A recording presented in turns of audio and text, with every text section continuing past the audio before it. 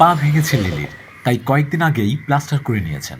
আজ নিয়ে এসেছেন প্লাস্টার কাটতে। এর নাম হলো লিলি ছিল। ও আরো 25 দিন আগে উপর থেকে ফাল দেওয়ার পর ওর পাটা ভেঙে গেছিল। তারপর এখানে আনার পর এক্সরে করার পর দেখলো ওর ব্যান্ডেজ করে দিল, তো বলে দিছিল যে 21-22 দিন পর খোলার জন্য। তো আজকে নিয়ে আসে আর কি খোলানোর জন্য। ছোট বাচ্চা তো মানে ফালাফালি করার জন্য উপর থেকে পড়ে গেছে।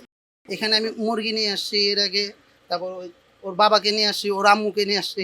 ওরা অনেক একদম, ওদের প্রতি এখন এমন আমরা এত ইয়ে হয়ে গেছি, ওদের ছাড়াই মানে আমরা বাঁচতে পারবো না, এরকম অবস্থা। এই যে সকালবেলা আমার মেয়ে তো কান্নাকাটি শুরু করে দিয়েছে, যে ওর যে অসুস্থ, মানে একদম কোলে নিয়ে কাঁদতেছে। বাচ্চা অসুস্থ থাকলে যেরকম কান্নাকাটি করে ওরকম করে কাঁদতেছে। লাইন ধরে আউটডোরে টিকিট কেটে পশুর চিকিৎসা চলে এই হাসপাতালে। বঙ্গবাজারের বিপরীত দিকে 48 কাজী আলাউদ্দিন রোডে কেন্দ্রীয় পশু হাসপাতাল।